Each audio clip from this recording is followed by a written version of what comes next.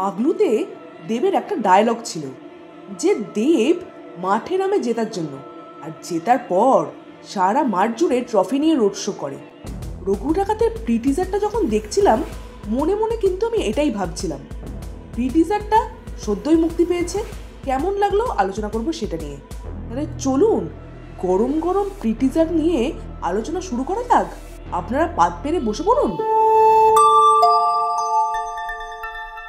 হস্তলিপি originals. কে ছিলেন রঘু ডাকাত? Ultimate film. Raghu ডাকাত সেই যে ব্রিটিশ ইন্ডিয়ার চোখে ধুলো দিয়ে বিভিন্ন সম্পদ লুট করে সাধারণ মানুষের মধ্যে বিলিয়ে দিতেন। তার কথাই বলা হবে রঘু ডাকাত ছবিতে। রঘু ডাকাত রূপে দেবকে অনবদ্য লাগছে।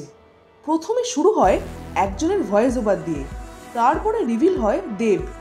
এই ভয়েস ওভারটা এতটাই ইন্টেন্স ছিল, এতটাই সুন্দর ছিল যে প্রিটিজারটা দেখার সময়তেই আপনাদের মনে হবে ছবিটা কবে আসবে। আর ভয়েস ওভারের সঙ্গে যে সকল ভিজুয়ালস দেখানো হয়েছে অনবদ্য। শ্রমিক হালদার এখানে ভিজুয়ালসের কাজ করেছে যা অসাধারণ লেগেছে আমার। প্রত্যেকটা ফ্রেম ভীষণ সুন্দর করে স্টেজ করা হয়েছে।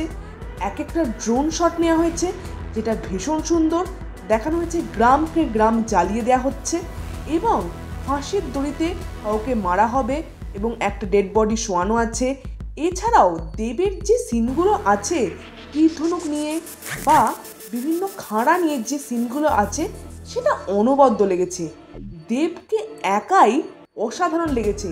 শুধুমাত্র দেবই এই প্রিটিজারটা জুড়ে আছে আর দেব একাই পুল অফ করে দিয়েছে এই প্রিটিজারটা। একার কাঁধে এই প্রিটিজারটাকে টেনে নিয়ে গেছে দেব।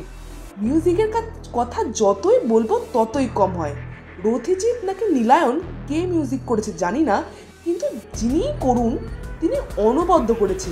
প্রিটিজারের শেষে রঘু রঘু বলে যে গানটা হচ্ছে সেটা ভীষণ ভালো।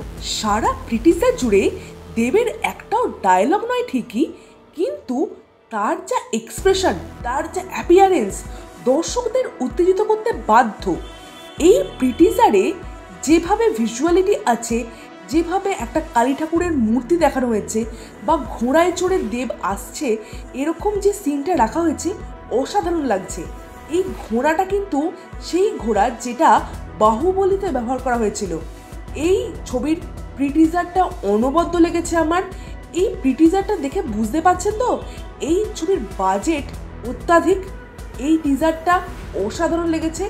দুর্গাপুজোতে এই ছবি দেখতেই হবে, না দেখলে বড় মিস।